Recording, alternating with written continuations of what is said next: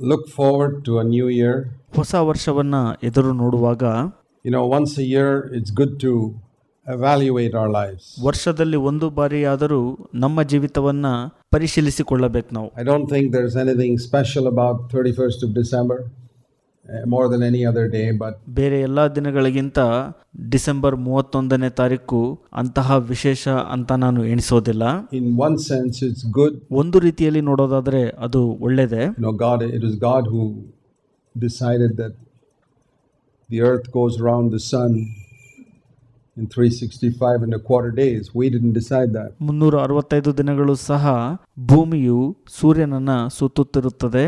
ಅದನ್ನ ದೇವರೇ ನಿರ್ಧರಿಸಿರುತ್ತಾರೆ ಹೊರತು ನಾವು ಅದನ್ನ ನಿರ್ಧರಿಸಿರುವುದಿಲ್ಲ. So in that one revolution, once a year, ವರ್ಷದಲ್ಲಿ ಒಂದು ಬಾರಿ ಆ ಒಂದು ಸುತ್ತುವಿಕೆ ಅಥವಾ ಪ್ರದಕ್ಷಿಣೆಯಲ್ಲಿ it's good for us to examine ourselves and see how it has gone in this year with our lives. ನಮ್ಮ ಜೀವಿತದಲ್ಲಿ ಇದೆಲ್ಲ ಹೇಗಾಯ್ತು ಎನ್ನುವಂಥದ್ದನ್ನ ನೋಡಿ ನಮ್ಮನ್ನ ನಾವು ಪರೀಕ್ಷಿಸಿಕೊಳ್ಳೋದು ಬಹಳ ಉತ್ತಮ ಈ ವರ್ಷದಲ್ಲಿ. And so we look towards the future.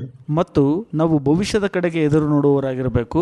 As we come 1 year closer to the coming of Jesus Christ. ಯೇಸು ಕ್ರಿಸ್ತನ ಬರೋಣಕ್ಕೆ ನಾವು ಒಂದು ವರ್ಷ ಹತ್ತಿರವಾಗುತ್ತಿದ್ದೇವೆ. And we think of the time when we shall stand before him to give an account of our life. ನಾವು ಒಂದಿನ ಆತನ ಎದುರುಗಡೆ ನಿಂತು ನಮ್ಮ ಜೀವಿತದ ಲೆಕ್ಕವನ್ನ ಒಪ್ಪಿಸಬೇಕಾದ ವಿಷಯದ ಕುರಿತು ಯೋಚಿಸೋಣ. We want our lives to fulfill whatever God wants to do through us before he comes. ಕ್ರಿಸ್ತನು ನಮ್ಮ ಜೀವಿತದಲ್ಲಿ ನಮ್ಮ ಮುಖಾಂತರ ಏನೆಲ್ಲ ಮಾಡಬೇಕು ಅಂತ ಯೋಜಿಸಿದ್ರಲ್ಲ ಅದನ್ನೆಲ್ಲ ನಾವು ಆತನು ಬರುವ ಮೊದಲೇ ಪೂರೈಸಿಕೊಳ್ಳುವವರಾಗಿರಬೇಕು. And in order to do that, I want to share some things with you. Let's turn first of all to 2 Timothy chapter 1 and verse 7. ಅದನ್ನೆಲ್ಲ ನಾವು ಮಾಡುವ ಮೊದಲು ಒಂದು ವಿಷಯವನ್ನ ನಾನು ನಿಮ್ಮೊಟ್ಟಿಗೆ ಹಂಚಿಕೊಳ್ಳಲು ಇಷ್ಟಪಡ್ತೇನೆ. 2 ತಿಮೋತಿ 1ನೇ ಅಧ್ಯಾಯ 7ನೇ ವಚನಕ್ಕೆ ತಿರುಗಿಸಿಕೊಳ್ಳ್ರಿ. 2 Timothy 1 verse 7. 2 ತಿಮೋತಿ 1ನೇ ಅಧ್ಯಾಯ 7ನೇ ವಚನ. God has not given us a spirit of timidity. ದೇವರು ನಮಗೆ ಭಯದ ಆತ್ಮವನ್ನು ಕೊಟ್ಟಿಲ್ಲ ಎಂಬುದಾಗಿ ಅಲ್ಲಿ ಹೇಳುತ್ತೆ.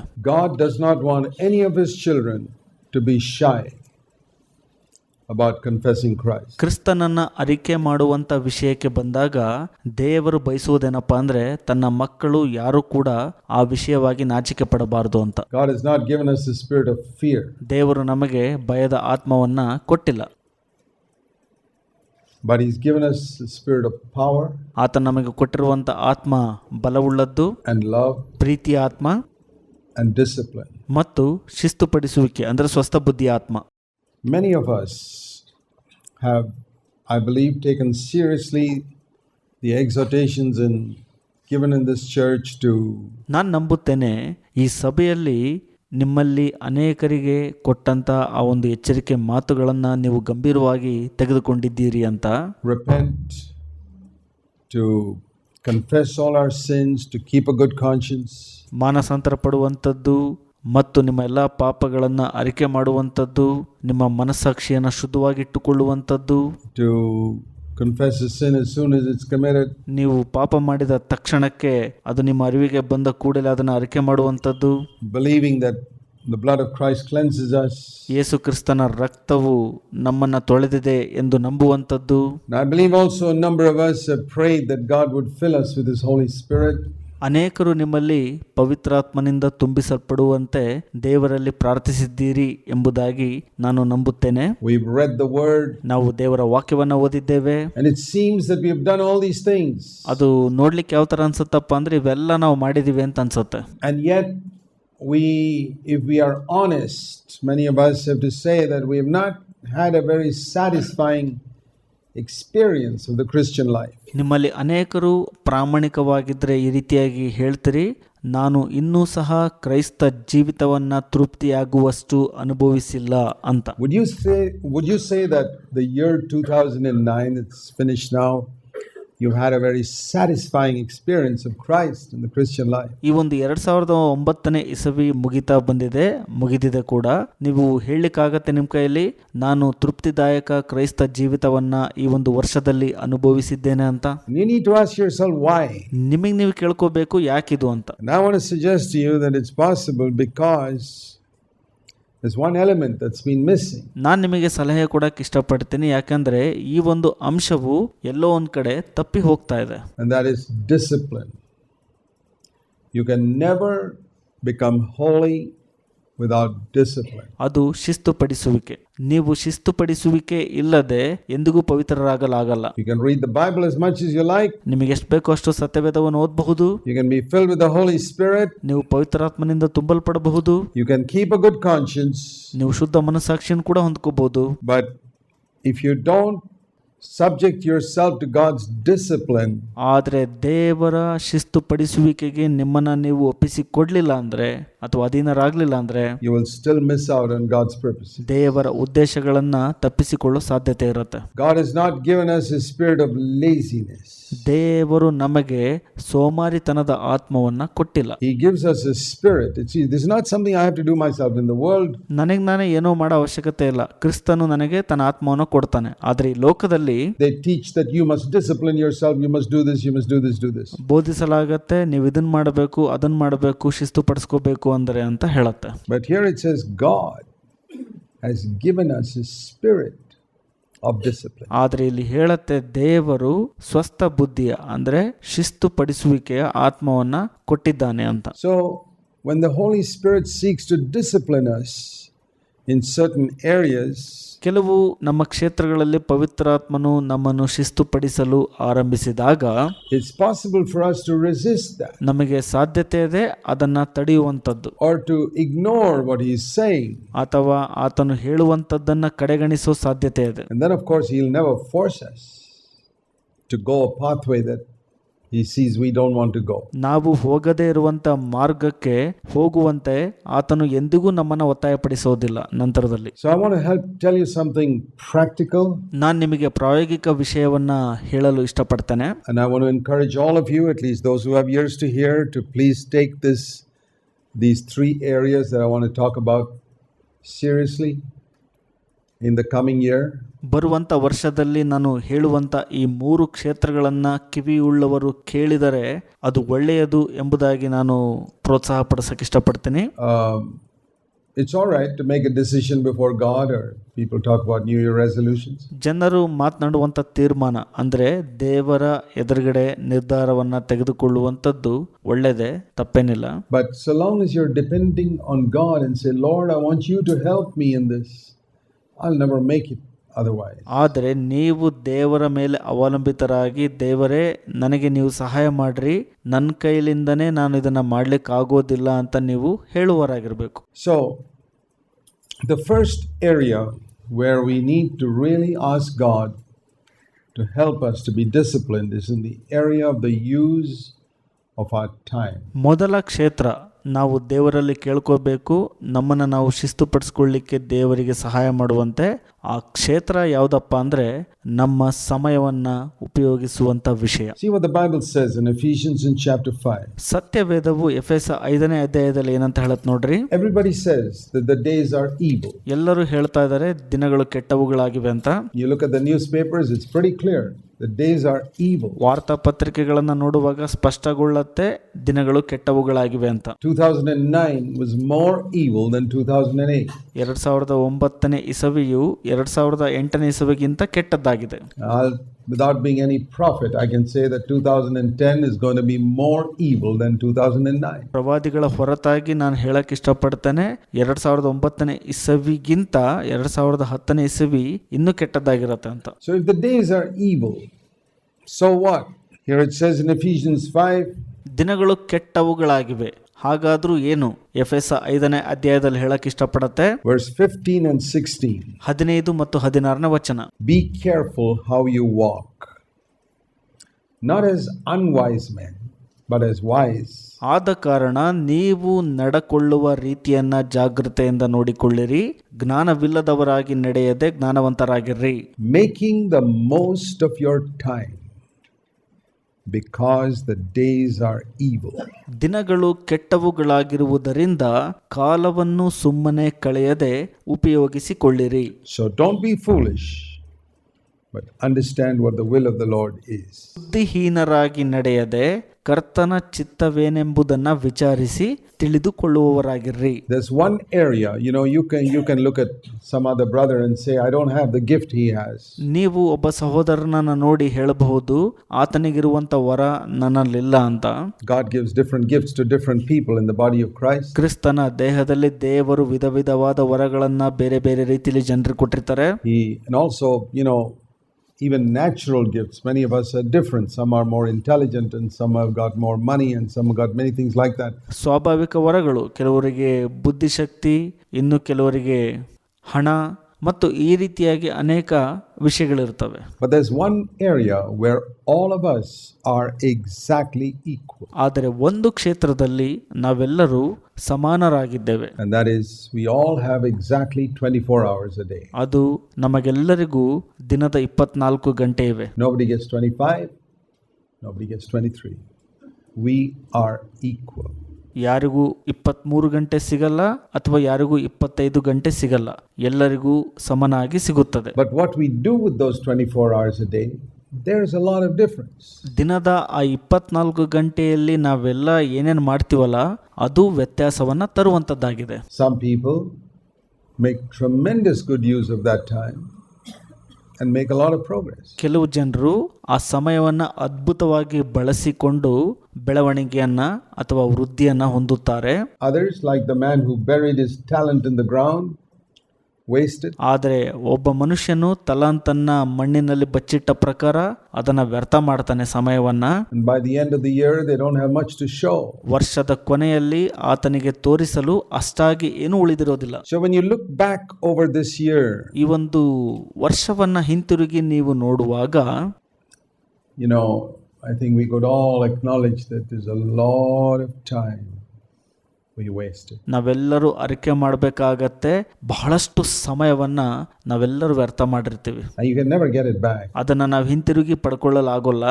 There's one thing that even Almighty God cannot do. ಒಂದೇ ಒಂದು ಸಂಗತಿಯನ್ನ ಸರ್ವಶಕ್ತನಾದ ದೇವರು ಮಾಡ್ಲಿಕ್ಕಾಗೋಲ್ಲ. He cannot give you the 365 days of 2009 once again. 2009ನೇ ಇಸವಿಯ 365 ದಿನಗಳನ್ನ ಮತ್ತೊಮ್ಮೆ ನಿಮಗೆ ಕೊಡ್ಲಿಕ್ಕಾಗೋಲ್ಲ ದೇವರು. It's gone. It's gone. If you lose money, he can give that back to you. ಅದು ಹೊರಟೋಗಿದೆ ಅಂದ್ರೆ ಹೊರಟೋಗಿದೆ ಅಷ್ಟೇ. ನೀವು ಹಣ ಕಳ್ಕೊಂಡಿದ್ರೆ ಕೊಟ್ಬಿಡ್ತಾರೆ ದೇವರು. If you lose health, he can give it back to you.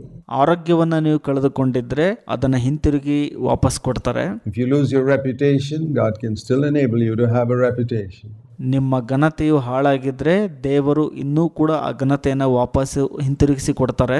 But when you waste your time, ಆದ್ರೆ ನೀವು ನಿಮ್ಮ ಸಮಯವನ್ನ ವ್ಯರ್ಥ ಮಾಡುವಾಗ, even Almighty God can never give it back. ಸರ್ವಶಕ್ತನಾದ ದೇವರು ಸಹ ಅದನ್ನ ವಾಪಸ್ ಕೊಡ್ಲಿಕ್ಕೆ ಆಗೋಲ್ಲ. He can forgive you, sure. ಆತನು ನಿಶ್ಚಯವಾಗಿ ನಿಮ್ಮನ್ನ ಕ್ಷಮಿಸುತ್ತಾನೆ. But what you could have accomplished for Christ is gone. It's gone forever. ಆದರೆ ಕ್ರಿಸ್ತನಿಗಾಗಿ ನೀವೇನೆಲ್ಲ ಮಾಡಬಹುದಾಗಿತ್ತಲ್ಲ ಅದು ಹೊರಟೋಗ್ಬಿಟ್ಟಿದೆ ಈಗಾಗಲೇ. You can do something about the future, but you can't do about the past. ಹಿಂದಿನ ಕಾಲದ ಕುರಿತಾಗಿ ನೀವೇನನ್ನೂ ಮಾಡ್ಲಿಕ್ಕೆ ಆಗೋದಿಲ್ಲ, ಆದರೆ ಮುಂಬರುವಂತ ದಿನದ ಕುರಿತಾಗಿ ಏನಾದರೂ ಮಾಡಬಹುದಾಗಿದೆ. And it's not primarily a question of reward. ಅದು ಸನ್ಮಾನ ಅಥವಾ ಬಹುಮಾನ ಅದಕ್ಕೆ ಸಂಬಂಧಪಟ್ಟಂತ ಪ್ರಶ್ನೆ ಅಲ್ಲ ಇಲ್ಲಿ. I don't believe we should live for reward. There may be rewards, but that's not what we live for.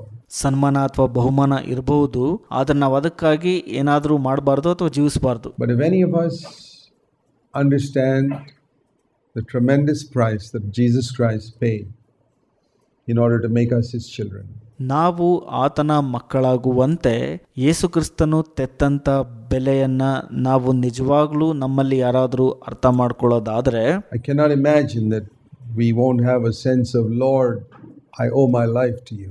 ನಮ್ಮ ಜೀವಿತವು ನಿಮಗೆ ಋಣಿಯಾಗಿದೆ ಎಂಬ ಒಂದು ಭಾವನೆ ನಮ್ಮಲ್ಲಿದೆ ಎಂಬುದಾಗಿ ನಾನು ಊಹಿಸೋದಿಲ್ಲ ಅಷ್ಟಾಗಿ. What shall I do for you in return? ಕರ್ತರೆ, ಹಿಂತಿರುಗಿ ನಾನು ಏನನ್ನ ಮಾಡ್ಬೇಕು ಸ್ವಾಮಿ? Just come to meetings? ಕೂಟಕ್ಕೆ ಬರೋದಾ? Lord, I think I've wasted a lot of my life in the last year, but will you do something with my life this year? ಕರ್ತರೆ, ಕಳೆದ ವರ್ಷ ನನ್ನ ಜೀವಿತವನ್ನು ನಾನು ವ್ಯರ್ಥ ಮಾಡ್ಕೊಂಡಿದ್ದೀನಿ, ಬರುವಂಥ ವರ್ಷ ನನ್ನ ಜೀವಿತದೊಟ್ಟಿಗೆ ನೀವು ಸಹಾಯ ಮಾಡ್ತೀರಾ ದೇವರೇ ಅಂತ ಕೇಳುವವರಾಗಿರ್ಬೇಕು ನಾವು. Will you help me, Lord, to make use of each day? ಪ್ರತಿ ದಿನದ ಸದಾವಕಾಶವನ್ನು ಉಪಯೋಗಿಸ್ಕೊಳ್ಳಿಕ್ಕೆ ನಂಗೆ ಸಹಾಯ ಮಾಡ್ತೀರಾ ದೇವರೇ? Make, what a word this is, make the most of your time. ಸಮಯವನ್ನು ಸುಮ್ಮನೆ ಕಳೆದುಕೊಳ್ಳದೆ ಉಪಯೋಗಿಸಿರಿ. ಎಂತಹ ವಚನ ಇದು. Make the most of your time. Please keep that in front of you this year. ಈ ಒಂದು ವರ್ಷ ಇದನ್ನು ನಿಮ್ಮ ಎದುರುಗಡೆ ಇಟ್ಕೊಳ್ರಿ. ಸಮಯವನ್ನು ವ್ಯರ್ಥ ಮಾಡದೆ ಉಪಯೋಗಿಸಿಕೊಳ್ಳ್ರಿ. Make the most of your time. ಸಮಯವನ್ನು ವ್ಯರ್ಥ ಮಾಡದೆ ಅದನ್ನು ಉಪಯೋಗಿಸಿಕೊಳ್ಳಿರಿ. And if you really take that seriously, ನೀವು ನಿಜವಾಗ್ಲೂ ಇದನ್ನು ಗಂಭೀರವಾಗಿ ತೆಗೆದುಕೊಳ್ಳೋದಾದ್ರೆ, you'll find at the end of this year, if the Lord tarries, this coming year, ಈ ಒಂದು ಬರುವಂಥ ವರ್ಷದಲ್ಲಿ ಕರ್ತನು ಬರುವುದನ್ನು ವಿಳಂಬ ಮಾಡಿದ್ದೇ ಆದಲ್ಲಿ ನೀವು ಆಗ ಕಂಡುಕೊಳ್ಳೋದೇನಪ್ಪ ಅಂದರೆ, you'll be amazed as to where you have reached spiritually in your own life.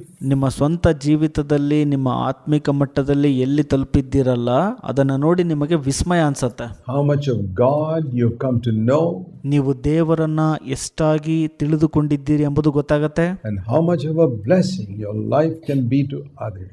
ನಿಮ್ಮ ಜೀವಿತವು ಇತರರಿಗೆ ಎಷ್ಟು ಆಶೀರ್ವಾದವಾಗಿದೆ ಎಂಬುದನ್ನು ಕಂಡುಕೊಳ್ತೀರಿ ನೀವು. So I'm not saying that we shouldn't go on a picnic or we shouldn't relax. We need to sleep, we need to relax, and all that is essential. ನಾನು ಹೇಳ್ತಾ ಇಲ್ಲ ನೀವು ಹೊರಗಡೆ ಸುತ್ತಾಡಕ್ಕೆ ಹೋಗಬಾರ್ದು ಅಥವಾ ಪಿಕ್ನಿಕ್ ಹೋಗಬಾರ್ದು, ವಿಶ್ರಾಂತಿ ತಗೋಬಾರ್ದು, ನಿದ್ದೆ ಮಾಡಬಾರ್ದು, ಆ ಥರ ಎಲ್ಲ ಹೇಳ್ತಾ ಇಲ್ಲ. ಇವೆಲ್ಲ ನಮ್ಮ ಜೀವಿತಕ್ಕೆ ಬಹುಮುಖ್ಯ ಅಂಶ. I'm not talking about reading the Bible and praying all the time. No. ನಾನು ಹೇಳ್ತಿರೋದು ಯಾವಾಗಲೂ ಸತ್ಯವೇದವನ್ನು ಓದಬೇಕು, ಪ್ರಾರ್ಥನೆ ಮಾಡಬೇಕು ಅಂತಲ್ಲ. But think of bits of time that you could use which you wasted in the past. ಹಿಂದಿನ ವರ್ಷಗಳಲ್ಲಿ ನೀವು ವ್ಯರ್ಥ ಮಾಡಿದಂಥ ಎಷ್ಟೋ ಸಮಯದ ಕುರಿತಾಗಿ ಯೋಚಿಸ್ರಿ. You know, God is always against wastage. ದೇವರು ಯಾವಾಗಲೂ ವ್ಯರ್ಥ ಮಾಡಿದ್ದರ ವಿರುದ್ಧವಾಗಿದ್ದಾರೆ. There's a beautiful illustration of that in John's Gospel chapter 6. ಯೋಹಾನನು ಬರೆದ ಸುವಾರ್ತೆ 6ನೇ ಅಧ್ಯಾಯದಲ್ಲಿ ಒಳ್ಳೆ ಒಂದು ದೃಷ್ಟಾಂತ ಇದೆ. John's Gospel chapter 6, it says, ಯೋಹಾನ 6ರಲ್ಲಿ ಈ ರೀತಿಯಾಗಿ ಹೇಳುತ್ತೆ, after feeding the 5,000, 5,000 ಜನರಿಗೆ ಉಣಬಡಿಸಿದ ನಂತರ, I mean, the disciples were just keeping on collecting this bread and fish from Jesus. ಶಿಷ್ಯಂದರು ಯೇಸುವಿನಿಂದ ರೊಟ್ಟಿಯನ್ನ ಮತ್ತು ಮೀನನ್ನ ಪಡೆದುಕೊಳ್ತಾ ಇದ್ರು. He just kept on multiplying. ಅದನ್ನ ಎರಡರಷ್ಟಾಗಿ ಮಾಡ್ತಾನೆ ಇದ್ರು. I really would like to have been there to see how those loaves and fish multiplied. ಆ ರೊಟ್ಟಿ ಮತ್ತು ಮೀನು ಹೇಗೆ ಹೆಚ್ಚಾಯ್ತು ಎಂಬುದಾಗಿ ನಾನು ನೋಡ್ಬೇಕಾಗಿತ್ತು ಅಲ್ಲಿದ್ದು ಅಂತ ನೆನೆಸ್ತೀನಿ ನಾನು ಎಷ್ಟೋ ಸಲ. They would serve and come back and serve and come back. ಅವರು ಅದನ್ನ ಹಂಚ್ತಿದ್ರು, ಮತ್ತೆ ಹಿಂತಿರುಗಿ ಬರ್ತಾ ಇದ್ರು ತೆಗೆದುಕೊಳ್ಳಕ್ಕೆ. There's such an abundance, and it was all Jesus wasn't holding, he couldn't hold so many in his hand. It was all on the ground beneath him in the grass. ಯೇಸು ಸ್ವಾಮಿ ಕೈಯಲ್ಲೇ ಎಲ್ಲವನ್ನು ಹಿಡ್ಕೊಳ್ಳಕ್ ಆಗ್ತಿರ್ಲಿಲ್ಲ, ಅಲ್ಲೇ ಒಂದು ನೆಲದ ಮೇಲೆ ಅಥವಾ ಹುಲ್ಲಿನಲ್ಲಿ ಅವೆಲ್ಲ ಇರ್ತಾ ಇತ್ತು. You know, lots and lots of hundreds of loaves of bread and thousands of loaves of bread and fish.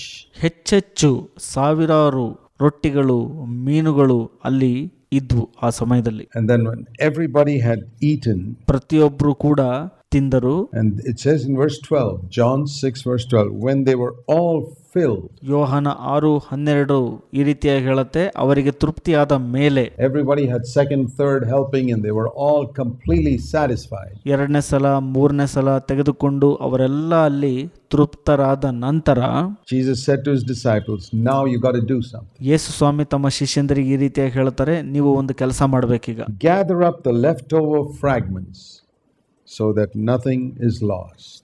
ಏನೂ ನಷ್ಟವಾಗದಂತೆ ಮಿಕ್ಕಿದ ತುಂಡುಗಳನ್ನ ಕೂಡಿಸಿರಿ ಅಂತ ಯೇಸು ಸ್ವಾಮಿ ಹೇಳ್ತಾರೆ ಶಿಷ್ಯಂದರಿಗೆ. That's a little principle. God does not believe in wastage. ಇಲ್ಲಿ ಒಂದು ತತ್ವ ಇದೆ, ಯೇಸು ಸ್ವಾಮಿ ವ್ಯರ್ಥ ಮಾಡುವಂತದ್ರಲ್ಲಿ ನಂಬಿಕೆ ಇಡೋದಿಲ್ಲ. Just because there's an abundance doesn't mean we should waste. ಹೆಚ್ಚಿದೆ ಅಂದ್ಬಿಟ್ಟು ನಮಗೆ ಹೆಂಗ್ ಬೇಕು ಹಂಗೆ ನಾವು ಅದನ್ನ ವ್ಯರ್ಥ ಮಾಡಬಾರ್ದು. A lot of people have plenty of money wasted. A lot of people have plenty of time wasted. ಅನೇಕ ಜನರು ಹೆಚ್ಚಾದ ಹಣವನ್ನ ವ್ಯರ್ಥ ಮಾಡಿದ್ದಾರೆ ಮತ್ತು ಹೆಚ್ಚಾದ ಸಮಯವನ್ನು ಕೂಡ ವ್ಯರ್ಥ ಮಾಡ್ತಾರೆ. There was plenty of loaves and fishes that day, and Jesus said, don't waste it, gather it together. ಅಲ್ಲಿ ಎಷ್ಟೋ ಮೀನುಗಳಿತ್ತು ಮತ್ತು ರೊಟ್ಟಿಗಳಿತ್ತು. ಯೇಸು ಸ್ವಾಮಿ ಹೇಳ್ತಾರೆ, ನಷ್ಟವಾಗದಂತೆ ಕೂಡಿಸಿರಿ ಅಂತ. And when they gathered it together, there was 12 baskets full. ಅವರು ಅದನ್ನು ಒಟ್ಟಾಗಿ ಕೂಡಿಸಿದ ನಂತರ 12 ಪುಟ್ಟಿಗಳಲ್ಲಿ ಅವುಗಳನ್ನು ತುಂಬುತ್ತಾರೆ. Now if they had ignored it, they had just had nothing. ಅವರು ಅದನ್ನು ಕಡೆಗಣನೆ ಮಾಡಿಬಿಟ್ಟಿದ್ರೆ ಅಲ್ಲಿ ಏನೂ ಇರ್ತಿರ್ಲಿಲ್ಲ ಆಗ. So if you gather up the fragments, the small bits of time that you can get, ನೀವು ಆ ತುಂಡುಗಳನ್ನು ಕೂಡಿಸಿ ಇಡೋದಾದ್ರೆ, ಅಂದ್ರೆ ನಿಮಗೆ ಸಿಗುವಂತ ಸ್ವಲ್ಪ ಸಮಯವನ್ನು ಕೂಡಿಸಿ ಇಡೋದಾದ್ರೆ, during the day, here and there, in this coming year, ಈ ಬರುವಂತ ವರ್ಷದಲ್ಲಿ ದಿನದಲ್ಲಿ ಸಿಗುವಂತ ಸಮಯವನ್ನ ನೀವು ಸರಿಯಾಗಿ ಉಪಯೋಗಿಸಿಕೊಳ್ಳೋದಾದ್ರೆ ಅಲ್ಲಿ ಇಲ್ಲಿ, you can become a Bible scholar to some degree by the end of the year. ನೀವು ಸತ್ಯವೇದದ ಪಂಡಿತರಾಗ್ಬಿಡ್ತೀರಿ ಈ ಒಂದು ವರ್ಷದ ಕೊನೆಯಲ್ಲಿ. For example, I have suggested to people, ಉದಾಹರಣೆಗೆ ನಾನು ಜನರಿಗೆ ಸಲಹೆ ಕೊಡಕ್ಕೆ ಇಷ್ಟಪಡ್ತೀನಿ. why don't you determine that you will spend 15 minutes, ಯಾಕೆ ನೀವು ನಿರ್ಧಾರ ಮಾಡ್ಕೋಬಾರ್ದು ದಿನದಲ್ಲಿ 15 ನಿಮಿಷಗಳ ಕಾಲ, just 15 minutes out of 24 hours to study the Bible with our verse by verse studies. ದಿನದ 24 ಗಂಟೆಯಲ್ಲಿ 15 ನಿಮಿಷಗಳ ಕಾಲ ಸತ್ಯವೇದವನ್ನ ನೀವು ಆ ಒಂದು ವರ್ಸ್ ಬೈ ವರ್ಸ್ ಅದರೊಟ್ಟಿಗೆ ಅಧ್ಯಯನ ಮಾಡುವಾಗ, they're not very expensive. We've got the whole of the New Testament in verse by verse now. ಅದು ಹೆಚ್ಚು ವೆಚ್ಚವುಳ್ಳದ್ದಲ್ಲ. ಈ ಒಂದು ವರ್ಸ್ ಬೈ ವರ್ಸ್ ಅಲ್ಲಿ ಇಡೀ ಸಂಪೂರ್ಣ ಹೊಸ ಒಡಂಬಡಿಕೆ ಇದೆ. Every single verse from Matthew to Revelation. ಮತ್ತಾಯದಿಂದ ಪ್ರಕಟಣೆವರೆಗೂ ಪ್ರತಿ ವಚನ ವಿವರಿಸಿದೆ. You could either get a set of that or you could download it from the internet. ನೀವು ಇಂಟರ್ನೆಟ್ ಇಂದ ಅದನ್ನ ಡೌನ್ಲೋಡ್ ಮಾಡ್ಕೋಬಹುದು ಅಥವಾ ಅದನ್ನ ಪಡ್ಕೋಬಹುದು. And many of them are in little 12-13 minute chunks. So you could do it very easily. ನಾವೆಲ್ಲರೂ ದಿನದಲ್ಲಿ 12-13 ನಿಮಿಷ ಸಮಯ ಮಾಡ್ಕೊಂತೀವಿ. ಅದನ್ನ ನಾವು ಈ ರೀತಿಯಾಗಿ ಉಪಯೋಗಿಸಿಕೊಳ್ಳುವಾಗ, and it depends, you could do it at morning or night or sometime, and ನೀವು ಬೆಳಗ್ಗೆ ಮಾಡ್ಕೋಬಹುದು, ಸಂಜೆ ಅಥವಾ ರಾತ್ರಿ, ಅದು ನಿಮ್ಮ ಅನುಕೂಲ. if you miss a day, then try and catch up on it on a Saturday, and if you can't, never mind. If you missed a day, just do it the next day. ಆ ದಿನ ಆಗ್ಲಿಲ್ಲ ಅಂದ್ರೆ ಮುಂದಿನ ದಿನ ಅಥವಾ ಶನಿವಾರ ಯಾವಾಗ ಸಮಯ ಸಿಗುತ್ತೋ ಅವಾಗೆಲ್ಲ. Don't get discouraged because you missed a day or two. ದಿನವನ್ನ ತಪ್ಪಿಸ್ಕೊಂಡ್ರಿ ಅಂತ ನಿರುತ್ಸಾಹ ಪಡಬೇಡ್ರಿ. A little fragment of time. Do you know what would happen? ಸಿಗುವಂತ ಸಮಯದ ಒಂದು ಪರಿಮಳವನ್ನ ನೀವು ಉಪಯೋಗಿಸಿಕೊಂಡಾಗ ಏನಾಗತ್ತೆ ಗೊತ್ತಾ? Do you know the number of New Testament books you would have studied in depth? ನೀವು ಹೊಸ ಒಡಂಬಡಿಕೆಯ ಪ್ರತಿಯೊಂದು ಪುಸ್ತಕಗಳನ್ನ ಆಳವಾಗಿ ಅಧ್ಯಯನ ಮಾಡಬಹುದು ಗೊತ್ತಾ? By the end of this year. ಈ ಒಂದು ವರ್ಷದ ಕಡೆಯಲ್ಲಿ Make the most of your time. ನಿಮ್ಮ ಸಮಯವನ್ನ ಹೆಚ್ಚಾಗಿ ಉಪಯೋಗಿಸಿಕೊಳ್ಳ್ರಿ. And when God can sees that he's able to put his word in your heart, ದೇವರು ಅದನ್ನ ನೋಡಿ ನಿಮ್ಮಲ್ಲಿ ತನ್ನ ವಾಕ್ಯವನ್ನ ಹಾಕಲು ಶಕ್ತರಾಗುತ್ತಾರಾಗ. Thy word have I hid in my heart that I might not sin against thee. ನಾನು ಆತನ ವಿರುದ್ಧವಾಗಿ ಪಾಪ ಮಾಡದಂತೆ ಆತನ ವಾಕ್ಯಗಳು ನನ್ನ ಹೃದಯದಲ್ಲಿ ಅಡಗಿವೆ. It's a wonderful thing, God's word. I tell you, God's word in my heart keeps me from sin. ಅದು ಅದ್ಭುತವಾದ ಸಂಗತಿ. ದೇವರ ವಾಕ್ಯವು ನನ್ನ ಹೃದಯದಲ್ಲಿರುವಾಗ ಅದು ನನ್ನನ್ನು ಪಾಪದಿಂದ ದೂರ ಇಡುತ್ತೆ. God's word in my heart ensures that I always have a word to encourage somebody when I meet them. ನನ್ನ ಹೃದಯದಲ್ಲಿ ದೇವರ ವಾಕ್ಯ ಇರುವಾಗ ನಾನು ಯಾರನ್ನಾದರೂ ಭೇಟಿಯಾಗುವಾಗ ಅದು ಪ್ರೋತ್ಸಾಹ ಮಾಡಲು ಅವರಿಗೆ ಸಾಧ್ಯವಾಗುತ್ತೆ. Don't you meet a lot of discouraged people around you? ನಿಮ್ಮ ಸುತ್ತಮುತ್ತ ಅನೇಕ ನಿರುತ್ಸಾಹಗೊಂಡಂತ ಜನರಿದ್ದಾರೆ ಅಂತ ನೆನೆಸೋದಿಲ್ವಾ? In your workplace, people who come to visit you, your friends, somebody, you'll have a word for them. ಕೆಲಸ ಮಾಡುವಂಥ ಸ್ಥಳದಲ್ಲಿ ಅಥವಾ ನಿಮ್ಮನ್ನು ಭೇಟಿಯಾಗುವಂಥ ಸ್ನೇಹಿತರಿಗೆ ಕೊಡಲು ಏನೋ ಒಂದು ವಾಕ್ಯ ಹೊಂದಿರಬೇಕು ನೀವು. If you discipline yourself the faithful use of time, ನೀವು ಸಮಯವನ್ನ ನಂಬಿಗಸ್ತಿಕೆಯಿಂದ ಉಪಯೋಗಿಸಿಕೊಳ್ಳುವಂತ ಶಿಸ್ತುಪಡಿಸುವಿಕೆಯನ್ನ ನಿಮ್ಮ ಜೀವಿತದಲ್ಲಿ ರೂಢಿಸಿಕೊಂಡ್ರೆ ಅದು ಒಳ್ಳೆಯದೇ. make that a prayer. Lord, now some of you may have more than 15 minutes. That's great. ಅದನ್ನ ಪ್ರಾರ್ಥನೆ ಮಾಡ್ರಿ ಆ ವಿಷಯಕ್ಕಾಗಿ. ಮತ್ತು ನಿಮ್ಮಲ್ಲಿ ಕೆಲವರಿಗೆ 15 ನಿಮಿಷಕ್ಕಿಂತ ಹೆಚ್ಚಿನ ಸಮಯ ದೊರಕಬಹುದು, ಒಳ್ಳೆಯದೇ ಅದು. I'm not asking you some big huge chunk of time. 15 minutes a day of solid Bible study. ದೊಡ್ಡ ಸಮಯವನ್ನ ಮಾಡ್ಕೊಳ್ರಿ ದಿನದಲ್ಲಿ ಅಂತ ನಾನು ನಿಮಗೆ ಹೇಳ್ತಾ ಇಲ್ಲ. 15 ನಿಮಿಷ ಸತ್ಯವೇದ ಅಧ್ಯಯನಕ್ಕೆ ಬಹಳ ಒಳ್ಳೆಯ ಸಮಯ. And as I said, if you miss one day, don't get discouraged. It's like doing exercise. Just do it the next day. ಒಂದು ದಿನ ನೀವು ತಪ್ಪಿಸ್ಕೊಂಡ್ರೆ ನಾನು ಹೇಳಿದಾಗೆ ನಿರುತ್ಸಾಹ ಪಡಬೇಡ್ರಿ, ಅದು ಒಂದು ರೀತಿ ವ್ಯಾಯಾಮ ರೀತಿಯಲ್ಲಿ ಮತ್ತೊಂದು ದಿನ ಮಾಡ್ರಿ, ಪರವಾಗಿಲ್ಲ. You'll be amazed how much you can accomplish.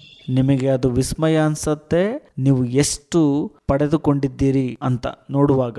The second area ಎರಡನೇ ಕ್ಷೇತ್ರ where we need to discipline ourselves is in the use of money. ನಾವು ನಾವು ಯಾವುದರಲ್ಲಿ ಶಿಸ್ತುಪಡಿಸ್ಕೋಬೇಕಪ್ಪ ಅಂದ್ರೆ ಹಣವನ್ನ ಉಪಯೋಗಿಸುವಂತ ವಿಷಯ. Luke chapter 16. Luke chapter 16. Jesus said. ಲೂಕ 16ರಲ್ಲಿ ಯೇಸು ಸ್ವಾಮಿ ಈ ರೀತಿಯಾಗಿ ಹೇಳ್ತಾರೆ. And verse 11. 11ನೇ ವಚನ. If you are not faithful in the use of unrighteous money. ಆದದರಿಂದ ಅನ್ಯಾಯವಾದ ಧನದಲ್ಲಿ ನೀವು ನಂಬಿಗಸ್ತರಾಗಿರದಿದ್ದರೆ. Now money is not all, if you have earned your money honestly, it's not unrighteous. ನೀವು ಪ್ರಾಮಾಣಿಕವಾಗಿ ಹಣವನ್ನು ಸಂಪಾದನೆ ಮಾಡಿದರೆ ಅದು ಅನೀತಿ ಅಲ್ಲ. But you know, Jesus had the habit of comparing one with another. ನಿಮಗೆ ಗೊತ್ತಾ, ಯೇಸು ಸ್ವಾಮಿಗೆ ಒಂದು ಹವ್ಯಾಸ ಇತ್ತು, ಒಂದನ್ನ ಮತ್ತೊಂದಕ್ಕೆ ಹೋಲಿಸಿ ನೋಡುವುದು. For example, when he said you must hate your father and mother and wife. ಉದಾಹರಣೆಗೆ ನಿಮ್ಮ ತಂದೆ ತಾಯಿ ಹೆಂಡತಿಯರನ್ನ ಹಾಗೆ ಮಾಡಬೇಕು ಅಂತ ಹೇಳುವಾಗ, it doesn't mean actually hate. It means compared to your love for God and Jesus, your love for your earthly relatives must be so small, it's almost like hatred. ಅದರ ಅರ್ಥ ನೀವು ಅವ್ರನ್ನ ಹಾಗೆ ಮಾಡ್ಬೇಕಂತಲ್ಲ, ಯೇಸು ಕ್ರಿಸ್ತನನ್ನ ಪ್ರೀತಿ ಮಾಡೋದಕ್ಕೆ ಹೋಲಿಸಿ ನೋಡುವಾಗ ನಿಮ್ಮ ಇಹಲೋಕದ ಸಂಬಂಧಿಕರ ಮೇಲಿನ ಪ್ರೀತಿ ಕಡಿಮೆ ಆಗಿರಬೇಕು ಅಂತ ಅರ್ಥ. ಅದೇ ಹಾಗೆ ಮಾಡೋದು ಅಂದ್ರೆ. So what he's saying here is compared to spiritual wealth, even money is unrighteous. ಅಲ್ಲಿ ಯೇಸು ಹೇಳಿರುವುದರ ಅರ್ಥ ಏನಪ್ಪಾ ಅಂದ್ರೆ, ಆತ್ಮಿಕ ಐಶ್ವರ್ಯಕ್ಕೆ ಹೋಲಿಸಿ ನೋಡೋದಾದ್ರೆ ಹಣವು ಕೂಡ ಅನೀತಿಯಾಗಿದೆ ಅಂತ. That's what he's saying. ಅದನ್ನೇ ಯೇಸು ಹೇಳುತ್ತಿರೋದಿಲ್ಲ. It doesn't help you to be righteous. ಅದು ನಿಮ್ಮನ್ನ ನೀತಿವಂತರನ್ನಾಗಿ ಮಾಡಲು ಸಹಾಯ ಮಾಡಲ್ಲ. And if you're not faithful in the use of money, ನೀವು ಹಣವನ್ನ ಉಪಯೋಗಿಸುವುದರ ವಿಷಯದಲ್ಲಿ ನಂಬಿಗಸ್ತರಾಗಿಲ್ಲದಿದ್ದರೆ, how will God give you the true riches? ಹೇಗೆ ದೇವರು ನಿಮಗೆ ನಿಜವಾದ ಆ ಒಂದು ಧನವನ್ನ, ಆತ್ಮಿಕ ಐಶ್ವರ್ಯವನ್ನ ಕೊಡ್ತಾರೆ? So I see here something. ನಾನು ಇಲ್ಲಿ ಒಂದನ್ನ ನೋಡ್ಲಿಕ್ಕೆ ಇಷ್ಟಪಡ್ತೇನೆ. That if I want the true riches of God that'll keep me for it, that'll make me wealthy for eternity. ನಿತ್ಯತ್ವಕ್ಕಾಗಿ ನಾನು ಐಶ್ವರ್ಯವಂತನಾಗಲು ನನಗೆ ನಿಜವಾದ ದೇವರ ಐಶ್ವರ್ಯ ಬೇಕಪ್ಪ ಅಂತಂದ್ರೆ, and the true riches of God are revelation on his word. ನಿಜವಾದ ದೇವರ ಒಂದು ಐಶ್ವರ್ಯ ಅಂದ್ರೆ ಆತನ ವಾಕ್ಯದ ಮೇಲಿನ ಪ್ರಕಟಣೆ, partaking of God's nature, ದೇವರ ಸ್ವಭಾವದಲ್ಲಿ ಪಾಲು ಹೊಂದುವುದು, the anointing of the Holy Spirit, ಪವಿತ್ರಾತ್ಮನ ಆ ಒಂದು ಅಭಿಷೇಕ. all these things are dependent on my being very faithful with money. ಈ ಎಲ್ಲಾ ಸಂಗತಿಗಳು ಯಾವುದರ ಮೇಲೆ ಅವಲಂಬಿತಗೊಂಡಿದೆಯಪ್ಪ ಅಂದ್ರೆ, ಹಣದ ವಿಷಯದಲ್ಲಿ ನಾನು ನಂಬಿಗಸ್ತನಾಗಿರುವುದರ ಮೇಲೆ. And ಮತ್ತು it's possible when you have very little money, you're very careful. ನಿಮ್ಮಲ್ಲಿ ಕಡಿಮೆ ಹಣ ಇರುವಾಗ ಬಹಳ ಎಚ್ಚರಿಕೆಯಿಂದ ಇರ್ತೀರಿ. But a godly man is careful even when he has a lot of money. ಆದರೆ ದೈವಿಕ ಮನುಷ್ಯನು ತನ್ನ ಬಳಿ ಹೆಚ್ಚು ಹಣ ಇದ್ರೂ ಕೂಡ ಹೆಚ್ಚು ಎಚ್ಚರಿಕೆಯಿಂದ ಇರ್ತಾನೆ. Again, I'm not saying that you shouldn't spend any money on having an ice cream or going for a meal or going for a vacation or going for a picnic. That's not my point. ನಾನು ಹೇಳುತ್ತಿರುವುದರ ಅರ್ಥ ನೀವು ice cream ತಿನ್ನಬಾರ್ದು, ಹೊರಗಡೆ ಹೋಗಿ ಊಟ ಮಾಡಬಾರ್ದು, ಅಥವಾ ಹೊರಗಡೆ ಸುತ್ತಾಡಕ್ಕೆ ಪಿಕ್ನಿಕ್ ಹೋಗಬಾರ್ದು. ಅದೆಲ್ಲ ನಾನು ಹೇಳುತ್ತಿರುವಂತ ಮುಖ್ಯ ಅಂಶ. That you have to decide according to the resources God has given you. But ದೇವರು ನಿಮಗೆ ಕೊಟ್ಟಿರುವಂತ ಸೌಲಭ್ಯಕ್ಕೆ ಅನುಗುಣವಾಗಿ ನೀವು ಅದನ್ನ ನಿರ್ಧಾರ ಮಾಡಬೇಕಷ್ಟೇ. Think for example in this year that you say, Lord, I'm not going to waste money unnecessarily this year. ನೀವು ಹೇಳಬೇಕು, ಕರ್ತರೆ ಈ ಒಂದು ವರ್ಷದಲ್ಲಿ ನಾನು ಹಣವನ್ನು ಅನವಶ್ಯಕವಾಗಿ ವ್ಯರ್ಥ ಮಾಡಬಾರ್ದು ಅಥವಾ ಕಳಿಬಾರ್ದು ಅಂತ. ಇದ್ರ ಬಗ್ಗೆ ಯೋಚಿಸ್ರಿ. I'm going to be a little more careful with the way I spend money. ನಾನು ಹಣವನ್ನು ವ್ಯಯಿಸುವಂತ ವಿಚಾರದಲ್ಲಿ ನಾನು ಇನ್ನೂ ಸ್ವಲ್ಪ ಎಚ್ಚರಿಕೆಯಿಂದ ಕೂಡಿರಬೇಕು. Like I was in the old days when I had very little. ನನ್ನಲ್ಲಿ ಸ್ವಲ್ಪ ಹಣ ಇದ್ದಂತ ಆ ಒಂದು ಪೂರ್ವ ಕಾಲದ ಬಗ್ಗೆ ನಾನು ನೋಡುವಾಗ how careful I was. ನಾನು ಎಷ್ಟು ಎಚ್ಚರಿಕೆಯಿಂದ ಇದ್ದೆ. But you have blessed and prospered me and I have become careless. ಈಗ ನೀವು ನನ್ನನ್ನು ಆಶೀರ್ವದಿಸಿ ಅಭಿವೃದ್ಧಿಪಡಿಸಿದ್ದೀರಿ, ಆದರೆ ನಾನು ಅಜಾಗರೂಕನಾಗಿ ಬಿಟ್ಟಿದ್ದೇನೆ. But now I can carelessly spend. ಈಗ ನಾನು ಎಚ್ಚರಿಕೆ ಇಲ್ಲದೇನೆ ಹಣವನ್ನ ಕಳಿತಾ ಇದ್ದೀನಿ. And think what you have lost. Eternal riches. ನಿತ್ಯತ್ವದ ಐಶ್ವರ್ಯವನ್ನ ಏನು ಕಳ್ಕೊಂಡಿದ್ದೀರಲ್ಲ ಅದ್ರ ಬಗ್ಗೆ ಯೋಚಿಸ್ರಿ. You know, when God gives us more money. ನಿಮಗೆ ಗೊತ್ತಾ, ದೇವರು ನಮಗೆ ಹೆಚ್ಚು ಹಣವನ್ನು ಕೊಟ್ಟಾಗ Did you know that He is testing us to see what you're going to do with it? ನಿಮಗೆ ಗೊತ್ತಾ, ದೇವರು ಪರೀಕ್ಷೆ ಮಾಡ್ತಾ ಇದ್ದಾರೆ ಅಂತ, ಅದರಿಂದ ನೀವೇನು ಮಾಡ್ತಾ ಇದ್ದೀರಿ ಅಂತ. Are you going to be as faithful as you were in those days when you had hardly anything? ನಿಮ್ಮಲ್ಲಿ ಅವಾಗ ಏನು ಇರಲಿಲ್ವಲ್ಲ, ಆ ರೀತಿಯಾಗಿ ನಂಬಿಗಸ್ತಿಕೆ ಈಗ ನೀವು ಹೊಂದಿದ್ದೀರಾ? I remember the days in CFC in the early days when almost all of us were, not almost, all of us were really poor. ನಾನು ಯೋಚಿಸ್ತಿರ್ತೀನಿ, CFCಯ ಪ್ರಾರಂಭದಲ್ಲಿ ನಮ್ಮಲ್ಲಿನ ಅನೇಕರು ನನ್ನೂ ಸೇರಿ ಬಹಳಷ್ಟು ಬಡವರಾಗಿದ್ವಿ. I was the only one who had a scooter from my naval days. No, others didn't even have a scooter. They had cycles or they walked, they came by bus. ನನ್ನ ನೌಕಾದಳದಲ್ಲಿ ಹೊಂದಿದ್ದಂಥ ಒಂದು scooter ಮಾತ್ರ ನನ್ನ ಬಳಿ ಇತ್ತು. ಬೇರೆಯವರ ಬಳಿ cycle ಇತ್ತು. ಅವರೆಲ್ಲ ಬಸ್ ಮೂಲಕ ಬಂದು ತಲುಪ್ತಾ ಇದ್ರು. It's not like that now. ಈಗ ಆ ರೀತಿಯಾಗಿಲ್ಲ. Does it mean we have become more spiritual? Not necessarily. ಅದರ ಅರ್ಥ ನಾವು ಹೆಚ್ಚು ಆತ್ಮಿಕರಾಗಿದ್ದೇವೆ ಅಂತನಾ? ಇಲ್ಲ, ಆ ರೀತಿಯಾಗಲ್ಲ. I'm not saying you don't become spiritual if you buy a car.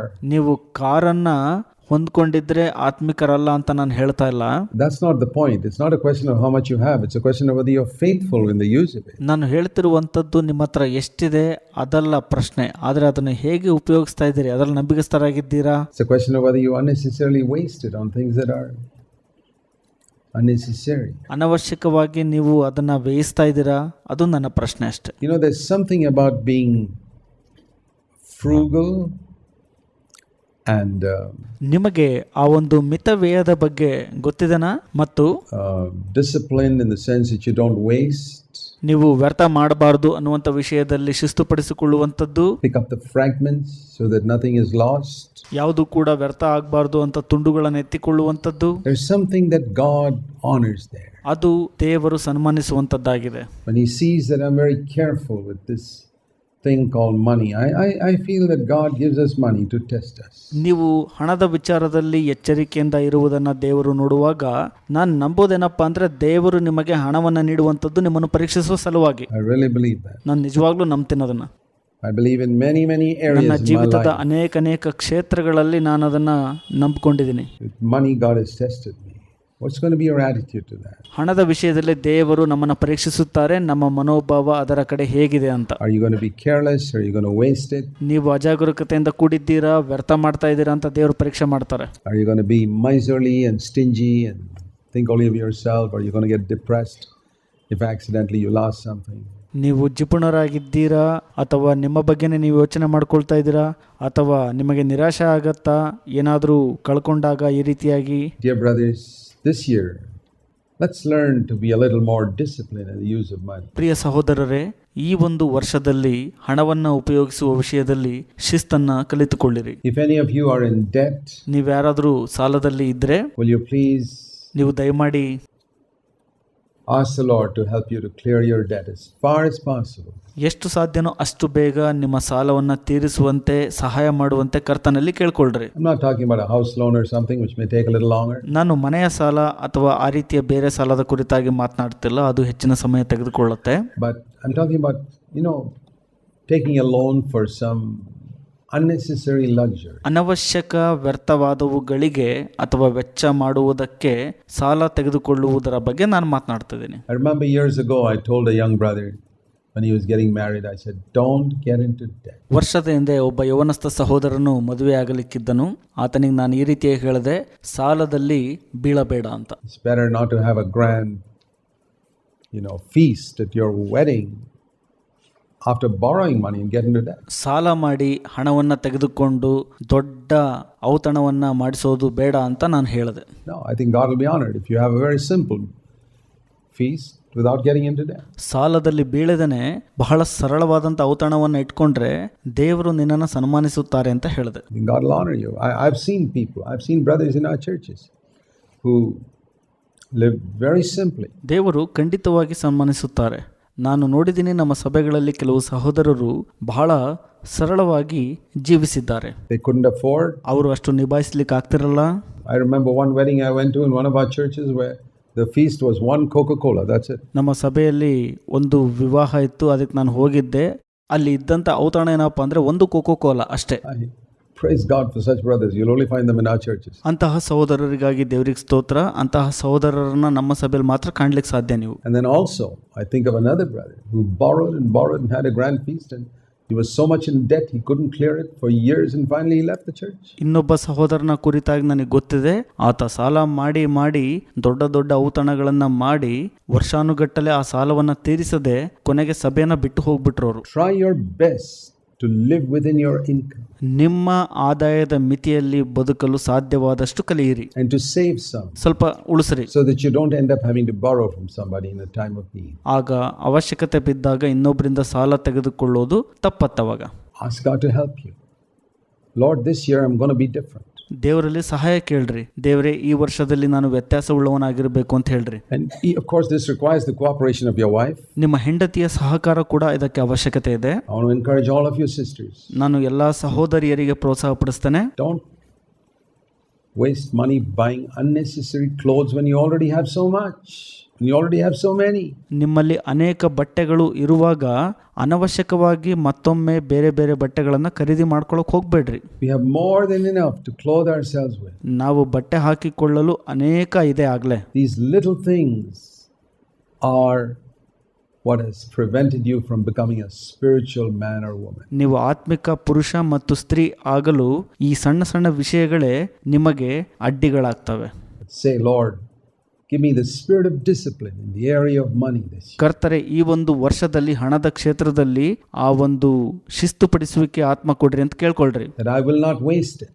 ನಾನು ಅದನ್ನ ವ್ಯರ್ಥ ಮಾಡಬಾರ್ದು ಅಂತ ಕೇಳ್ರಿ ದೇವರಲ್ಲಿ. And if you have some saving, think of your children. ಉಳಿತಾಯ ಖಾತೆ ಸಂಬಂಧಪಟ್ಟಂಗೆ ನೀವು ನಿಮ್ಮ ಮಕ್ಕಳ ಕುರಿತಾಗಿ ಯೋಚಿಸ್ರಿ. You can give a better education for your children. ನಿಮ್ಮ ಮಕ್ಕಳಿಗೆ ಉತ್ತಮ ವಿದ್ಯಾಭ್ಯಾಸವನ್ನ ದಯಪಾಲಿಸ್ರಿ. Prepare them for life on this earth. ಈ ಲೋಕದಲ್ಲಿ ಒಂದು ಒಳ್ಳೆ ಜೀವಿತವನ್ನ ಅವರಿಗೆ ಸಿದ್ಧಪಡಿಸ್ರಿ. Every time you spend, you're taking something away from your children and making it more difficult for them when they grow. ನೀವು ಪ್ರತಿ ಬಾರಿ ವೆಚ್ಚ ಮಾಡುವಾಗ ನಿಮ್ಮ ಮಕ್ಕಳಿಂದ ಸ್ವಲ್ಪ ಸ್ವಲ್ಪವಾಗಿ ತೆಗೆದುಕೊಳ್ತಾ ಬರ್ತೀರಿ.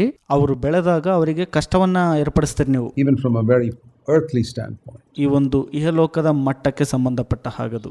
So I believe that this wasteful attitude and a careless attitude. ನಾನು ನಂಬುತ್ತೇನೆ ಈ ಒಂದು ವ್ಯರ್ಥ ಮಾಡುವಂಥ ಮನೋಭಾವ ಮತ್ತು ಅಜಾಗರೂಕತೆಯಿಂದ ಕೂಡಿರುವಂಥ ಮನೋಭಾವವು without any discipline in our spending ನಾವು ವಹಿಸುವಂಥ ವಿಷಯದಲ್ಲಿ ಶಿಸ್ತು ಇಲ್ಲದೆ ಇರುವಂಥದ್ದು is the reason we are losing out so much spiritually. ಇವೆಲ್ಲ ಆತ್ಮಿಕವಾಗಿ ನಾವು ಹೆಚ್ಚು ಕಳ್ಕೊಂಡಿರೋದಕ್ಕೆ ಕಾರಣವಾಗಿದೆ. This is very practical. God has given us a spirit of discipline. ಇದು ಒಂದು ಪ್ರಾಯೋಗಿಕವಾಗಿದೆ. ದೇವರು ನಮಗೆ ಶಿಸ್ತುಪಡಿಸುವಿಕೆ ಆತ್ಮವನ್ನು ಕೊಟ್ಟಿದ್ದಾರೆ. If you're not faithful in the use of unrighteous man, ನೀವು ಅನ್ಯಾಯದ ಧನವನ್ನು ಉಪಯೋಗಿಸುವುದರಲ್ಲಿ ನಂಬಿಗಸ್ತರಾಗಿಲ್ಲದಿದ್ದರೆ who will entrust the true riches to you? ನಿಜವಾದ ಧನವನ್ನು ನಿಮ್ಮ ವಶಕ್ಕೆ ಯಾರು ಒಪ್ಪಿಸುವರು? Say, Lord, this year I want true riches. ಹೇಳ್ರಿ, ಕರ್ತರೆ, ಈ ಒಂದು ವರ್ಷ ನನಗೆ ನಿಜವಾದ ಧನ ಬೇಕು. I want a greater revelation in scripture. I want to learn things scripture I never knew before. ನನಗೆ ವಚನಗಳಲ್ಲಿ ದೊಡ್ಡ ಪ್ರಕಟಣೆಗಳು ಬೇಕಾಗಿದೆ ಮತ್ತು ಹಿಂದೆ ತಿಳಿದುಕೊಳ್ಳಲಾರದಂಥ ವಿಷಯಗಳನ್ನು ವಚನದಿಂದ ತಿಳಿದುಕೊಳ್ಳಬೇಕು. I want to partake of God's nature more this year than I've ever done before. ಹಿಂದಿಂದಕ್ಕಿಂತ ಹೆಚ್ಚಾಗಿ ನಾನು ದೇವರ ಸ್ವಭಾವದಲ್ಲಿ ಹೆಚ್ಚು ಪಾಲುಗಾರನಾಗಬೇಕು. I want to have a greater anointing of the Holy Spirit. ಪವಿತ್ರಾತ್ಮನ ದೊಡ್ಡ ಅಭಿಷೇಕವನ್ನು ನಾನು ಪಡೆದುಕೊಳ್ಳಬೇಕು. And I want to be disciplined.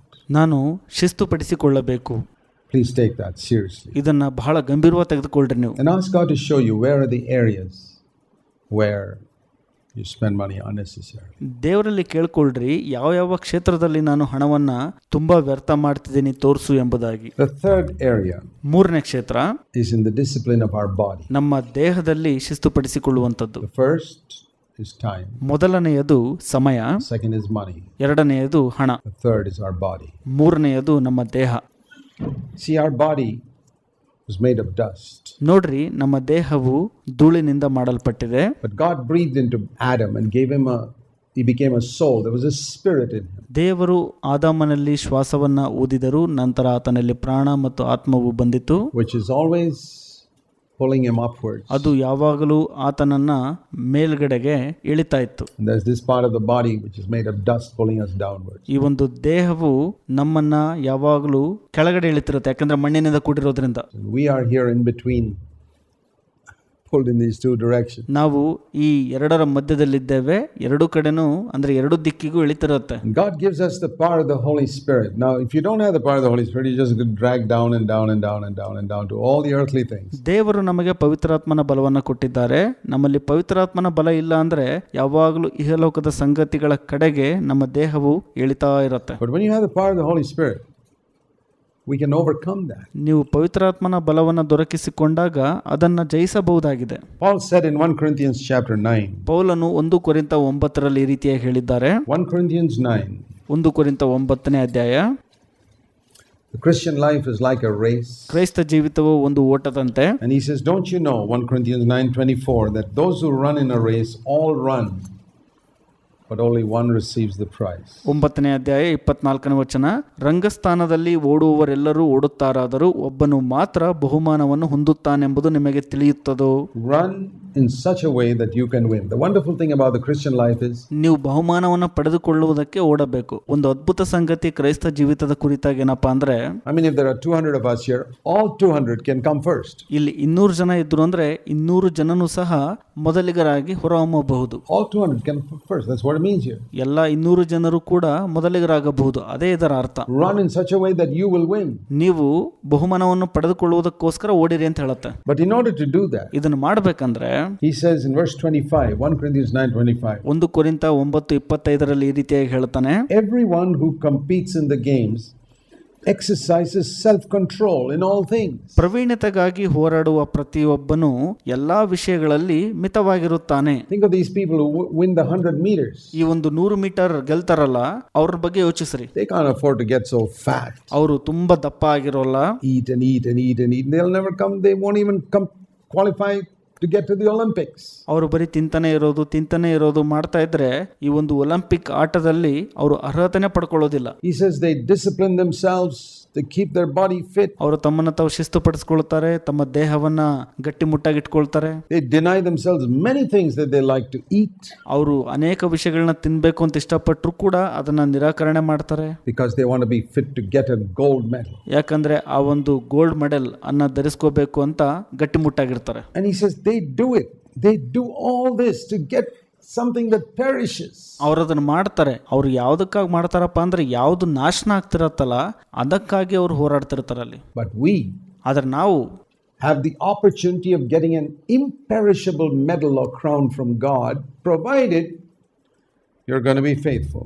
ದೇವರಿಂದ ನಾಶವಾಗದ ಕಿರೀಟಕ್ಕಾಗಿ ಅಂದ್ರೆ ಅದನ್ನ ನಾವು ಗೆಲ್ಲಬೇಕಪ್ಪ ಅಂತಂದ್ರೆ ನಾವು ನಂಬಿಗಸ್ತರಾಗಿರ್ಬೇಕು. So what do I do?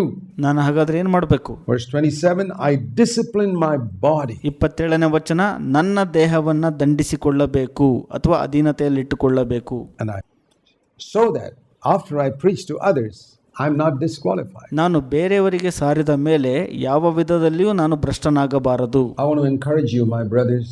ನಾನು ನಿಮಗೆ ಪ್ರೋತ್ಸಾಹ ಪಡಿಸ್ತೀನಿ ಪ್ರಿಯ ಸಹೋದರರೇ, in this new year, ಈ ಒಂದು ಹೊಸ ವರ್ಷದಲ್ಲಿ to eat a little less than you ate in 2009. ಹಳೆಯ ವರ್ಷ ಅಂದ್ರೆ 2009ಕ್ಕಿಂತ ಸ್ವಲ್ಪ ಮಿತವಾಗಿ ತಿನ್ರಿ. You won't die. ನೀವು ಸಾಯೋದಿಲ್ಲ. You'll be much healthier. ನೀವು ಹೆಚ್ಚು ಆರೋಗ್ಯಯುತವಾಗಿ ಇರ್ತೀರಿ. I want to encourage you to fast, not every day. ನಾನು ನಿಮಗೆಲ್ಲರಿಗೂ ಪ್ರೋತ್ಸಾಹ ಪಡಿಸ್ತೇನೆ ಉಪವಾಸವನ್ನು ಅಭ್ಯಾಸ ಮಾಡ್ಕೊಳ್ರಿ ಅಂತ. ಪ್ರತಿದಿನ ಅಲ್ಲ, try once a month. ಪ್ರಯತ್ನಿಸ್ರಿ, ತಿಂಗಳಿಗೆ ಒಂದು ಬಾರಿ. If you haven't done it before, start with one meal, skip a meal, skip fast and say, Lord. ನೀವು ಹಿಂದೆ ಯಾವತ್ತೂ ಮಾಡಿಲ್ಲ ಅಂದ್ರೆ ಒಂದು ಊಟವನ್ನ ಬಿಡ್ರಿ, ಹೇಳ್ರಿ ಕರ್ತನೇ, I want to devote myself to you. I want to there are a number of blessings that come from fasting. ಕರ್ತರೆ, ನಾನು ನಿನಗಾಗಿ ಭಕ್ತಿಯನ್ನು ತೋರಿಸ್ಬೇಕು ಸ್ವಾಮಿ ಇದರಿಂದ ಅಂತ ಹೇಳ್ರಿ. ನೀವು ಉಪವಾಸ ಮಾಡೋದ್ರಿಂದ ಅನೇಕ ಆಶೀರ್ವಾದಗಳು ಬರ್ತವೆ. One is it breaks the slavery to food that we have. ಒಂದು, ನಾವು ಆಹಾರದ ಕಡೆಗೆ ಹೊಂದಿರುವಂತ ಆ ಒಂದು ದಾಸತ್ವದಿಂದ ಬಿಡುಗಡೆಗೊಳಿಸುತ್ತದೆ. There are different types of fasts. ಬೇರೆ ಬೇರೆ ರೀತಿಯ ಉಪವಾಸಗಳು ಇರುತ್ತವೆ. You can fast, for example, say Daniel once fasted for 3 weeks, saying, ನೀವು ಉಪವಾಸ ಮಾಡಬಹುದು. ಒಂದು ಉದಾಹರಣೆ ಏನಪ್ಪಾ ಅಂದ್ರೆ, ದಾನಿಯೇಲನು ಒಂದು ಬಾರಿ 3 ವಾರ ನಾನು ಉಪವಾಸ ಮಾಡ್ತೀನಿ ಅಂತ ಹೇಳ್ತಾನೆ. I will not eat any tasty food for 3 weeks. 3 ವಾರಗಳ ಕಾಲ ನಾನು ರುಚಿಯಾದ ಪದಾರ್ಥಗಳನ್ನ ತಿನ್ನೋದಿಲ್ಲ ಅಂತ ಹೇಳ್ತಾನೆ. I want to seek God for something in this time. ಈ ಒಂದು ಸಮಯದಲ್ಲಿ ನಾನು ದೇವರನ್ನ ಈ ಒಂದು ವಿಷಯಕ್ಕಾಗಿ ಹುಡುಕ್ತೀನಿ ಅಂತ ಹೇಳ್ತಾನೆ. He ate a little bit. ಆತನ ಬಳಿ ಸ್ವಲ್ಪವಿತ್ತು. But maybe avoided all meat and whatever was the equivalent of ice cream and all in those days. ಆದರೆ ಆ ಮಾಂಸವನ್ನು ಬೇಯಿಸುವಂಥದ್ದು ಅಥವಾ ಆ ಸಮಯದಲ್ಲಿ ಐಸ್ ಕ್ರೀಮಿಗೆ ಸಮವಾಗಿರುವಂಥ ಪ್ರತಿಯೊಂದನ್ನು ಕೂಡ ಆತನು ತ್ಯಜಿಸಿದ್ದನು. And discipline himself so the different ways. ತನ್ನನ್ನು ತಾನು ಬೇರೆ ಬೇರೆ ವಿಧದಲ್ಲಿ ಶಿಸ್ತನ್ನು ಪಡಿಸಿಕೊಳ್ಳುತ್ತಾನೆ. And then of course this you can fast completely, but ನಂತರ ನೀವು ಆ ಒಂದು ಉಪವಾಸವನ್ನು ಸಂಪೂರ್ಣಗೊಳಿಸಬಹುದು. please drink plenty of water when you fast. That's important. ಆದರೆ ಉಪವಾಸ ಮಾಡುವ ಸಂದರ್ಭದಲ್ಲಿ ಚೆನ್ನಾಗಿ ನೀರನ್ನು ಕುಡಿಯಿರಿ. And start with one day a month. ತಿಂಗಳಲ್ಲಿ ಒಂದು ಬಾರಿ ಇದರಿಂದ ಪ್ರಾರಂಭಿಸಿರಿ ಸಾಕು. And say, Lord, particularly if you get a holiday or something. ಹೇಳ್ರಿ ಕರ್ತರೆ, ಅಂದರೆ ನಿಮಗೆ ರಜಾ ದಿನ ಅಂತ ಇರುತ್ತಲ್ಲ ಆ ಸಮಯ ಉಪಯೋಗಿಸ್ಕೊಳ್ರಿ. You don't have to go to work. ನೀವು ಆ ದಿನ ಕೆಲಸಕ್ಕೆ ಹೋಗೋ ಅವಶ್ಯಕತೆ ಇರೋಲ್ಲ. You say, Lord, I want to skip my meals today and spend a little of that time. ಕರ್ತರೆ, ನಾನು ಊಟವನ್ನು ತ್ಯಜಿಸಿ ಆ ಒಂದು ಸಮಯವನ್ನ ಇದಕ್ಕಾಗಿ ವ್ಯಯಿಸ್ತೀನಿ. ನಾನು listening to some message or reading the Bible and spending a little more time in prayer. ಸಂದೇಶ ಕೇಳಿಸಿಕೊಳ್ಳೋದು ಅಥವಾ ವಾಕ್ಯವನ್ನು ಓದೋದು ಅಥವಾ ಪ್ರಾರ್ಥನೆಯಲ್ಲಿ ಸಮಯ ಕಳೆಯೋದು. Perhaps asking God to answer some particular burden you have. ನಿಮಗೆ ಯಾವುದಾದ್ರೂ ವಿಷಯವಾಗಿ ಭಾರ ಇತ್ತು ಅಂದರೆ ಅದನ್ನು ದೇವರ ಬಳಿ ಕೇಳುವುದಕ್ಕೆ ಆ ಸಮಯವನ್ನು ಉಪಯೋಗಿಸ್ಕೋಬೇಕು ನೀವು. Some problem that's not being solved. ಏನೋ ಒಂದು ಸಮಸ್ಯೆ ಇರುತ್ತೆ, ಅದಕ್ಕೆ ಪರಿಹಾರ ದೊರಕಿರೋದಿಲ್ಲ ಇನ್ನೂ ಆದರೂ ಕೂಡ. Remember once when the disciples couldn't cast out a demon. ಒಂದು ಬಾರಿ ಶಿಷ್ಯರು ದೆವ್ವವನ್ನು ಓಡಿಸಲು ಆಗಿರಲಿಲ್ಲ ಅವ್ರ ಕೈಲಿ. And their father brought the boy to Jesus and said, I brought him to your disciples. They couldn't do anything. ಒಬ್ಬ ತಂದೆ ಆ ಮಗನನ್ನ ಯೇಸುವಿನ ಬಳಿ ಕರ್ಕೊಂಡು ಹೋಗಿ ಹೇಳ್ತಾನೆ, ನಿಮ್ಮ ಶಿಷ್ಯರ ಬಳಿ ಕರ್ಕೊಂಡು ಹೋಗಿದ್ದೆ, ಅವ್ರ ಕೈಲಿ ದೆವ್ವ ಬಿಡ್ಸಕ್ ಆಗ್ಲಿಲ್ಲ ಅಂತ. Jesus said, cast out the demon in one word. ಒಂದೇ ಒಂದು ಮಾತಿನಲ್ಲಿ ಯೇಸು ಸ್ವಾಮಿ ದೆವ್ವವನ್ನು ಬಿಡಿಸ್ತಾರಲ್ಲಿ. The disciples asked, why couldn't we do it? ಯಾಕೆ ಅದನ್ನ ನಾವು ಮಾಡ್ಲಿಕ್ಕೆ ಆಗ್ಲಿಲ್ಲ ಅಂತ ಶಿಷ್ಯರು ಕೇಳ್ತಾರೆ. And Jesus said, some demons are a little stronger than others. ಯೇಸು ಸ್ವಾಮಿ ಹೇಳ್ತಾರೆ, ಕೆಲವೊಂದಕ್ಕಿಂತ ಕೆಲವು ದೆವ್ವಗಳು ಬಹಳ ಬಲಶಾಲಿಯಾಗಿರ್ತವೆ ಅಂತ. Some of the other demons you could cast out easily, but this particular time, ನೀವು ಕೆಲವು ದೆವ್ವಗಳನ್ನ ಬಹಳ ಸುಲಭವಾಗಿ ಬಿಡಿಸಬಹುದು, ಆದರೆ ಈ ಒಂದು ಪ್ರತ್ಯೇಕ ಸಮಯದಲ್ಲಿ you need to pray and fast a little more. ನೀವು ಇನ್ನೂ ಹೆಚ್ಚಾಗಿ ಪ್ರಾರ್ಥನೆ ಮತ್ತು ಉಪವಾಸವನ್ನು ಮಾಡಬೇಕು ಅಂತ ಹೇಳ್ತಾರಲ್ಲ ಯೇಸು ಸ್ವಾಮಿ. There's certain things I can't explain prayer. So there's a power in it. ಕೆಲವು ನಿಶ್ಚಿತ ಸಂಗತಿಗಳಿರ್ತವೆ ಪ್ರಾರ್ಥನೆ ಮಾಡಲು, ಆ ಪ್ರಾರ್ಥನೆಗಳನ್ನ ನಾನು ವಿವರಿಸಲು ಆಗಲ್ಲ. So, and the other advantage of fasting is, ಹಾಗಾಗಿ ಆ ಒಂದು ಉಪವಾಸ ಮಾಡುವಂಥದ್ದರ ಮತ್ತೊಂದು ಲಾಭ ಏನಪ್ಪಾ ಅಂದ್ರೆ, I don't believe that most of us know what it is to be hungry. ನಾನು ನಂಬೋದಿಲ್ಲ ನಮ್ಮಲ್ಲಿ ಅನೇಕರಿಗೆ ಹಸಿವು ಅಂದ್ರೆ ಏನು ಅಂತ ಗೊತ್ತಿರೋದು. A lot of people in the world are hungry. ಲೋಕದಲ್ಲಿರುವಂತ ಅನೇಕ ಜನರು ಹಸಿವೆಯಿಂದ ಇರ್ತಾರೆ. You miss meals for one day, just one day. ನೀವು ಕೇವಲ ಒಂದೇ ಒಂದು ದಿನ ಒಂದು ಊಟವನ್ನ ತಪ್ಪಿಸಿ ನೋಡ್ರಿ, and you'll know what hunger is like. ಆ ಒಂದು ಹಸಿವೆ ಅಂದ್ರೆ ಏನು ಅಂತ ನಿಮಗೆ ಗೊತ್ತಾಗ್ಬಿಡುತ್ತೆ. You miss it for 2 days, you'll see what many people in our country are facing. 2 ದಿನ ನೀವು ತಪ್ಪಿಸ್ಕೊಂಡ್ರೆ ನಮ್ಮ ದೇಶದಲ್ಲಿ ಅನೇಕ ಜನರು ಇದನ್ನ ಪ್ರತಿದಿನ ಎದುರಿಸ್ತಿರ್ತಾರೆ. When they can't get food to eat. ಅವರು ಊಟವನ್ನ ಕೊಂಡುಕೊಂಡು ತಿನ್ಲಿಕ್ಕೆ ಆಗ್ತಿರಲ್ಲ ಅವ್ರ ಕೈಲಿ. I want to encourage you to be disciplined in the area of eating especially. ನಾನು ನಿಮಗೆ ಪ್ರೋತ್ಸಾಹ ಪಡಿಸ್ತೇನೆ, ಊಟ ಮಾಡುವಂತ ಕ್ಷೇತ್ರದಲ್ಲಿ ನಿಮ್ಮನ್ನು ನೀವು ಸ್ವಲ್ಪ ಶಿಸ್ತುಪಡಿಸ್ಕೋಬೇಕು ಅಂತ. I believe that many of us will get victory over the lusting of our eyes. ನಾನು ನಂಬ್ತೀನಿ ನಿಮ್ಮಲ್ಲಿ ಅನೇಕರು ಕಣ್ಣಿನ ಮೋಹವನ್ನ ಅಥವಾ ಇಚ್ಛೆಯನ್ನ ಜಯಗಳಿಸ್ತೀರಿ ಎಂಬುದಾಗಿ. If we learn to be a little more disciplined in the eating of food. ಆ ಒಂದು ಊಟವನ್ನ ಮಾಡುವಂತ ಒಂದು ವಿಷಯದಲ್ಲಿ ನಿಮ್ಮನ್ನು ನೀವು ಶಿಸ್ತುಪಡಿಸ್ಕೊಳ್ಳೋದಾದ್ರೆ. There's a very close connection between overeating. ಹೆಚ್ಚು ತಿನ್ನೋದಕ್ಕೂ ಮತ್ತೊಂದಕ್ಕೂ ಸಂಪರ್ಕ ಇದೆ. And lusting with the eyes. God has given us a spirit of discipline. ಅದು ಕಣ್ಣಿನಲ್ಲಿ ಮೋಹಿಸುವಂತದ್ದು. ದೇವರು ನಮಗೆ ಶಿಸ್ತುಪಡಿಸುವಿಕೆ ಆತ್ಮ ಕೊಟ್ಟಿದ್ದಾರೆ. We can enjoy a good meal whenever God gives it to us, but we also need to be disciplined. ದೇವರು ನಮಗೆ ಯಾವಾಗಲಾದ್ರೂ ಒಳ್ಳೆ ಊಟವನ್ನು ಕೊಟ್ಟಾಗ ಅದನ್ನ ಮಾಡಿ ಸಂತೋಷಿಸೋದು ಒಳ್ಳೆಯದು, ಆದರೆ ಉಪವಾಸವನ್ನ ಕಲಿಯೋದು ಒಳ್ಳೆಯದು. So make this coming year a year of discipline. ಈ ಒಂದು ಬರುವ ವರ್ಷವನ್ನ ಶಿಸ್ತುಪಡಿಸುವಿಕೆ ವರ್ಷವನ್ನಾಗಿ ಕಲಿಯಿರಿ. Lord, I want to be disciplined in the area of my time, my money, my body. ಕರ್ತರೆ, ನಾನು ನನ್ನ ದೇಹದ ವಿಷಯದಲ್ಲಿ, ಹಣದ ವಿಷಯದಲ್ಲಿ, ಸಮಯದ ವಿಷಯದಲ್ಲಿ ಶಿಸ್ತನ್ನ ರೂಢಿಸ್ಕೋಬೇಕು ಸ್ವಾಮಿ ಅಂತ ಹೇಳ್ರಿ. I want to give myself to you. ನನ್ನನ್ನು ನಿಮಗೆ ಸಮರ್ಪಿಸಿಕೊಳ್ತೇನೆ ಸ್ವಾಮಿ. Fill me with the Holy Spirit. ನನ್ನನ್ನು ಪವಿತ್ರಾತ್ಮನಿಂದ ತುಂಬಿಸ್ರಿ. Let's bow our heads in prayer. ನಾವು ನಮ್ಮ ತಲೆಯನ್ನು ಬೊಗ್ಗಿದವರಾಗಿ ಪ್ರಾರ್ಥಿಸಿಕೊಳ್ಳೋಣ.